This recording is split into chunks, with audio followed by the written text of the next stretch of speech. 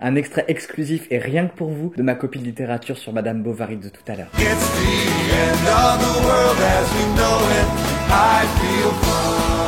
Yo, j'espère que vous avez passé un bon week-end et que vous êtes au taquet pour la suite et la fin du baccalauréat. Courage, plus que 1 jour, 2 jours ou quelques semaines si vous passez les euros ou les rattrapages, dans le sens où le plus gros est fait. Et ce week-end a été rythmé par plusieurs polémiques qui ont un peu hanté les sujets du bac. La première polémique de ce vendredi, c'était le texte que les ES et que les S ont eu, un texte signé Anatole France, et j'ai justement une pensée très émue pour tous ceux et toutes celles qui ont pensé que leur arrêt de bus ou leur arrêt de métro avait écrit un texte. En première aile, les sujets tournaient autour de la réécriture, et moi j'ai pris la disserte dont le sujet était « Les écrivains peuvent-ils encore nous surprendre lorsqu'ils s'emparent d'un mythe souvent réécrit ?» Et la réponse était oui, évidemment, bien sûr. Par exemple, de Dracula, le vampire tyrannique de Transylvanie, on est passé de tout l'imaginaire vampirique un peu gothique à la Anne Rice, d'où on est passé à Twilight, l'imaginaire romantique au sens Roméo et Juliette du terme imaginé par Stephenie Meyer, et de Twilight, on est passé à 50 Shades of Grey.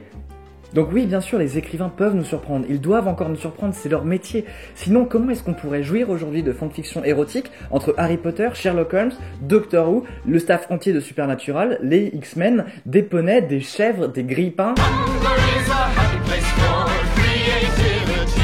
Si un écrivain ne peut plus nous surprendre, même en se réappropriant des archétypes, alors quelle est sa raison d'être? Parce que clairement, si tu es écrivain, que tu te bases sur une histoire qui est déjà connue pour me la sortir quasiment à l'identique et que j'ai acheté ton bouquin 20 putains de balles, à quoi est-ce que tu putain de sers? Et c'est valable pour toi aussi, Marvel. Captain America 3 Civil War, c'était vraiment pas très bien. Et Avengers 2, ça m'a pas vraiment fait rêver. Donc t'as intérêt à être un peu plus surprenant plutôt de reprendre systématiquement la même trame narrative qui nous resserre les mêmes éléments dans un contexte différent de façon à pouvoir nous poser des repères afin d'adhérer à ton univers sans que nous soyons désarçonnés. Donc reprends-toi. Ensuite, il y a eu l'épreuve d'anglais. Clairement, si vous passez le bac cette année, vous avez du bol par rapport aux langues vivantes, notamment l'anglais, parce que vous avez de plus en plus de médias qui vous permettent d'apprendre cette langue facilement en dehors des cours. Nous par exemple en 2005 on n'avait pas tellement Netflix, on pouvait pas tellement mater des séries tout le temps avec des sous-titres pour s'immerger dans le langage et dans la culture anglo-saxonne. Moi typiquement j'ai vraiment appris l'anglais avec Space, Scrubs, Doctor Who et Black Books.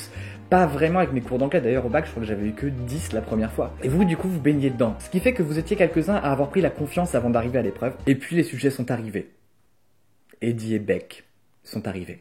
Alors si vous ne passez pas le bac, sachez que pendant l'épreuve d'anglais, il y a plusieurs documents que vous devez lire, décrypter, analyser. C'est toute la partie compréhension de texte qui est indistinguée de la partie essai et écriture, rédaction, expression écrite et tout. Parmi ces documents, il y en avait un qui a posé un grand problème. C'est le document A, que je tiens ici dans ma main, c'est le document qui est incriminé. Alors effectivement, ce texte n'était pas hyper simple. Fallait décrypter un petit peu ce qui se passait. Et Beck, on savait pas trop si c'était en train de se faire la gueule ou s'ils allaient ken dans le paragraphe d'après. C'était un peu étrange. Je vous ai mis le lien du texte dans la description. N'hésitez pas à jeter un coup d'œil et dites-moi si vous le trouvez trop chaud ou pas. Vraiment. Il y a deux questions qui ont posé problème et qui ont apparemment justifié l'existence d'une pétition. La première, in what city is the sunset? En fait, il y avait quelques éléments de réponse dans le texte. C'était quand même marqué Harlem, Hudson, genre Hudson River, Manhattan, Chelsea. Alors autant Chelsea, c'est vrai que c'est une équipe de foot et que c'est un peu le quartier riche de Londres, mais franchement Harlem, Hudson River et Manhattan, il y en a pas 40 000 dans tous les quartiers. Je veux dire, si vous avez répondu gare je les connaisse, c'est que vous étiez pas tout à fait dans le texte. La réponse a priori c'était bien évidemment New York, mais il y avait un truc. En fait la scène était un peu pastorale, c'est-à-dire qu'on était dans un délire un peu la Tom Sawyer où t'as George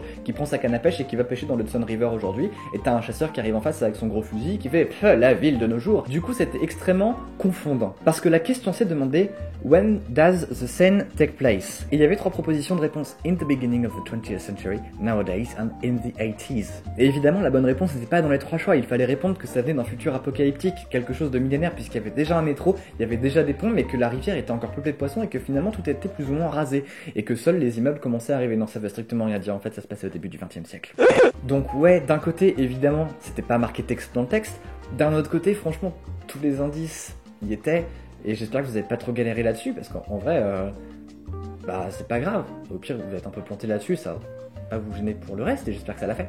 Et du coup des gens ont lancé une pétition pour retirer la question des corrigés du bac. Ce qui est rigolo mais pas très efficace et on peut le dire, un poil marrant, un petit poil rigolo. Par contre, ce qui me trouve profondément, c'est la vitesse avec laquelle certains médias se sont rués dessus pour dire « Regardez les jeunes, ils sont cons, ils font des pétitions parce qu'ils n'ont pas compris une question. » Vous nous avez fait exactement le même coup avec la question M l'année dernière, et c'était pas beaucoup plus malin, parce que des pétitions débiles, il y en a qui arrivent sur le terrain à peu près tous les jours, et il y en a qui arrivent sur le terrain pour des questions beaucoup plus graves qu'une question du bac. Quand vous avez des gens qui font des pétitions pour reconduire des migrants à la frontière, ou pour arrêter d'héberger des réfugiés simplement parce qu'ils ont une couleur de peau vaguement différente de la nôtre, c'est beaucoup plus débile qu'une pétition de 13 000 crétins qui sont persuadés d'avoir foiré l'épreuve d'anglais. Honnêtement, les médias, je vous adore, vous êtes essentiels à l'exercice de la démocratie, et même moi, en faisant ça, je suis un média, mais quand vous relayez sans vraiment apporter d'éléments contradictoires des propos de la Manif pour tous, ou de Florian Philippot, ou de n'importe quel extrémiste crétin qui se joue avec vous, et qui se joue de vous, et qui fait véhiculer des propos haineux et discriminatoires, et qu'à côté vous relayez la pétition de 13 000 crétins en les pointant le doigt en disant « Oh, regardez, les jeunes, ils sont tous cons », sans à côté valoriser ce que les jeunes font de cool, je vous prends pas au sérieux. Je comprends que ce soit une cible facile et que vous ayez envie de vous moquer, parce que c'est vrai que c'est facile et qu'on a envie de se moquer. Mais, il y a peut-être d'autres trucs.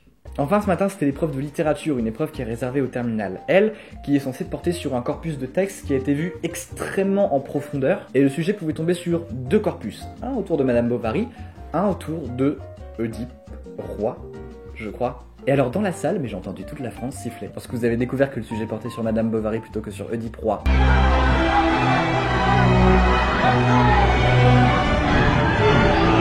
Et j'ai cru comprendre que les S qui avaient épreuve de maths ce matin en ont un poil chié aussi, et que, pour le coup, il y a eu un trait d'humour dans une copie de bac. Ce qui est ouf! Pardon, hein, c'est très bête, mais en vrai, le bac c'est un rituel, c'est sacré, on a vu ça, hein, une grande mise en scène, une sacralisation du bac. Et vous avez une petite blagounette dans votre sujet, à la fin.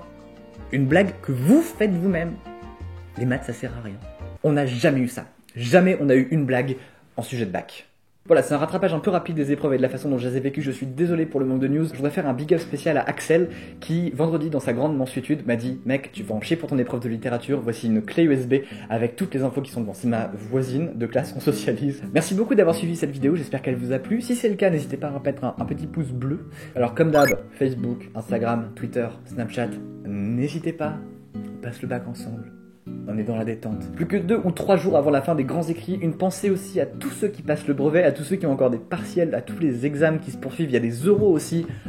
C'est pas terminé. Passez une excellente journée, passez une excellente soirée, reposez-vous bien avant les épreuves de demain. Je vous fais d'énormes bisous. Lâchez rien. Ciao.